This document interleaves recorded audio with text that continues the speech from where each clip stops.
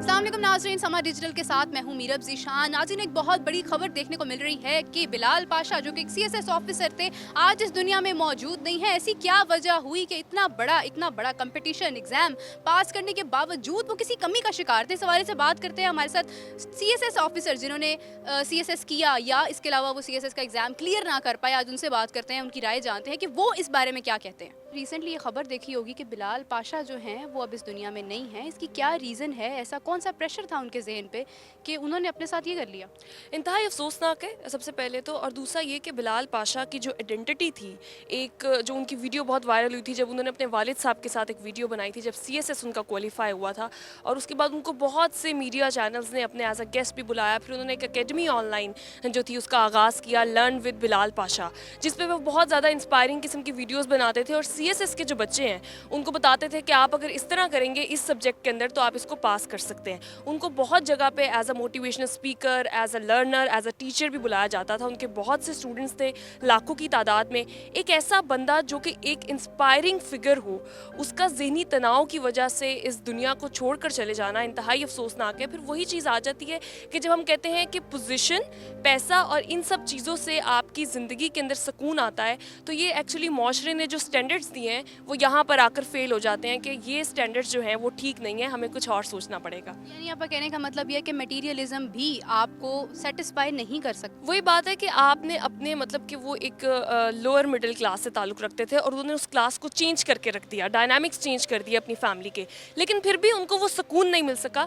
तो मैं ये कहूँगी कि आपकी ज़ाती ज़िंदगी में और आपकी प्रोफेशनल लाइफ दोनों में कुछ ऐसे मसले होते हैं जो अंदर ही अंदर आपको खा रहे होते हैं, लेकिन आप उसके बारे में ना तो बात करना चाह रहे होते हो और ना ही आप कोई मेडिसिन या फिर किसी डॉक्टर को इस हवाले से कंसल्ट करते हो, क्योंकि हमारे यहाँ आगाही नहीं है इस हवाले से, ज़हनी तनाव के हवाले से हम इन चीज़ों पर बात करते हुए कतराते हैं। तो मेरे ख्याल से हमें सबसे पहले तो आगाही देनी पड़ेगी, क्योंकि मेरी, आपकी और हर शख्स की ज़िंदगी में, चाहे वो किसी भी पोजीशन पे बैठा हुआ है, ज़हनी तनाव का वो शिकार वो किसी भी मौके पर हो सकता है, किसी भी स्ट्रेस की वजह से। बिल्कुल ठीक कहा आपने। अस्सलाम वालेकुम, आपका क्या नाम है? वालेकुम अस्सलाम, मेरा नाम मोहम्मदा है। मोहम्मदा, ये बताइएगा कि क्या लगता है आपको कि सीएसएस जैसा एग्ज़ाम मतलब कंप्लीट करने के बाद, इस पोस्ट पर आने के बाद भी आप किसी कमी का शिकार होते हैं?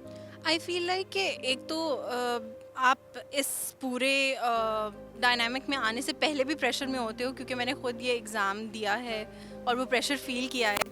लेकिन आई फील लाइक कि जैसे ही आप एक प्रोफेशनल लाइफ में आ जाते हो तो वो प्रेशर्स अलग होते हैं, जहाँ पे आपने हर चीज़ को बैलेंस करके चलना है, ठीक है।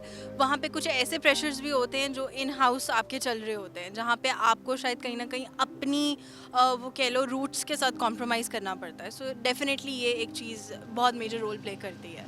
अच्छा, जैसा इन्होंने अभी रामीन ने भी बताया कि बिलाल पाशा की अपनी एक एकेडमी थी और वो मतलब यंगस्टर्स को गाइड करते थे कि आप ये करें, उसके बावजूद खुद वो इनकम्प्लीट थे।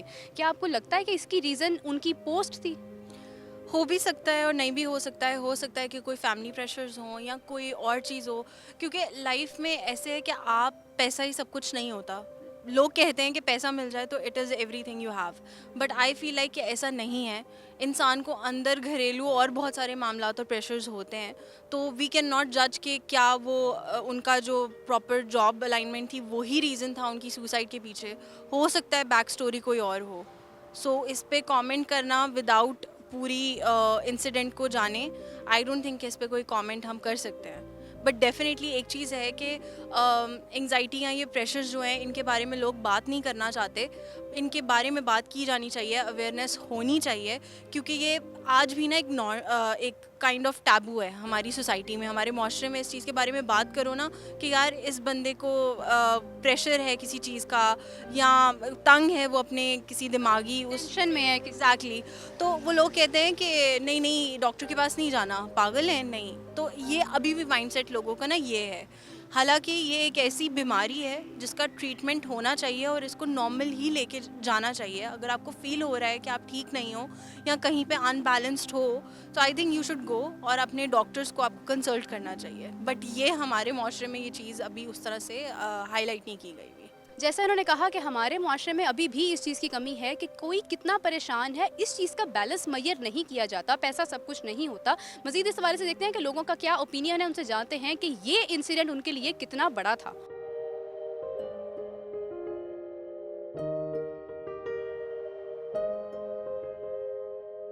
खबर सुनी होगी बिलाल पाशा वाली।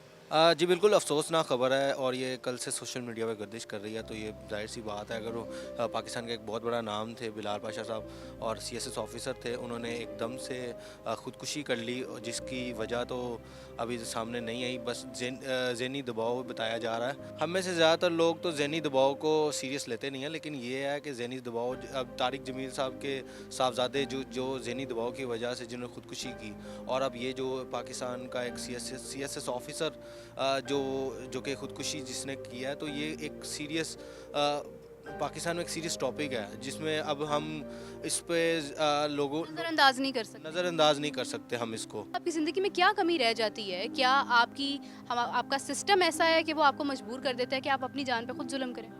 ये भी सोचने वाली बात है कि जैसे कि पाकिस्तान का जो निज़ाम है वो भी बहुत बड़ी वजह है इसकी वजह से ही वो मेरा ख्याल है ख़ुदकुशी तक पहुँचे हैं, क्योंकि पाकिस्तान का जो सिस्टम है, एक पीछे से जो प्रेशर है, यहाँ पर कोई सीधा काम तो होता नहीं है। यहाँ पर जो भी काम कराना हो ऊपर से सिफारिश या किसी भी दबाव के तहत काम कराया जाता है। तो जो हमारे अफसरान बाला पर जो दबाव है वो सबके सामने है, और वो हो सकता है उन पर कोई इतना ज़्यादा दबाव हो जो कि वो बर्दाश्त नहीं कर सके, और उसी वजह से उन्होंने उस दबाव में आकर उन्होंने अपनी ज़िंदगी का खात्मा कर लिया। बिलाल पाशा जिन्होंने सीएसएस किया वो आज दुनिया में मौजूद नहीं हैं किसी ज़हनी दबाव की वजह से, जबकि उन्होंने सीएसएस किया था।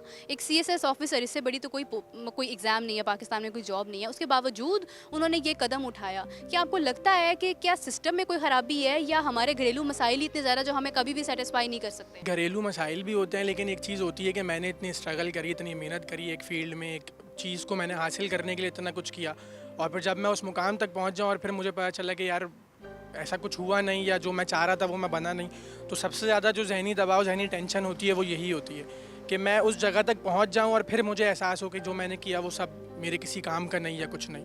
तो एक हमारे लिए हो सकता है सबसे बड़ी टेंशन एक वही होती है। यानी आप ये कहना चाह रहे हैं कि जब आपकी स्ट्रगल आप जब करते हैं और आप जब उस मुकाम पे पहुंच जाते हैं और जब वहाँ पर आपको वो चीज़ नहीं मिलती है जिसके लिए आपने मेहनत की होती है, तो सबसे बड़ा दबाव ये होता है? जी जी बिल्कुल, यही एक हमारी नज़र में तो यही है कि हर चीज़ करने के बाद और फिर वहाँ तक पहुँच भी जाए बंदा, और फिर जो उसके ड्रीम्स हैं, जो उसका सारी चीज़ें थी वो उसको ना मिले, तो सबसे बड़ी टेंशन एक यही हो सकती है। ये खबर तो सुनी होगी कि बिलाल पाशा जो हैं वो हमारे साथ आज मौजूद नहीं है। जी बिल्कुल, बड़ा अफसोस हुआ कि एक सीएसपी ऑफिसर और इतना आपको टाइम लगता है इस डेजिग्नेशन तक पहुंचने के लिए जो उन्होंने अचीव किया, तो आज नहीं है। बड़ा अफसोस है इस चीज़ का हमें। क्या लगता है क्या वजह थी? सीएसएस एक ऐसी चीज़ है कि जो करने के बाद आपको लगता है कि आप ही हुक्मरान हैं, आप ही लीडर हैं, अब आपके पास कोई कमी मौजूद नहीं है, लेकिन फिर भी क्या ये तालीम भी आपको सेटिस्फाई नहीं कर पाती है? सीएसएस बेसिकली कंपटीशन है, ठीक है। जब लाखों लोग देते हैं उनमें से चंद एक जो है वो सिलेक्ट होते हैं, मैं भी उनमें से एक हूँ। मैं तकरीबन जो है वो कुछ मार्क्स थे जिनसे रह गया था सीएसएस। जब आप सीएसएस कर रहे होते हैं ना, तो आपके माइंड में होता है कि आप ड्रीम अचीव कर सकते हैं। आप सीएसएस करने से पहले तो कह सकते हैं जी कि मैं ड्रीम अचीव कर सकता हूँ। After CSS you can't do that things के जो है ना कि आप कुछ कर सकते हैं, क्योंकि आप एक पॉलिसी में चले जाते हैं।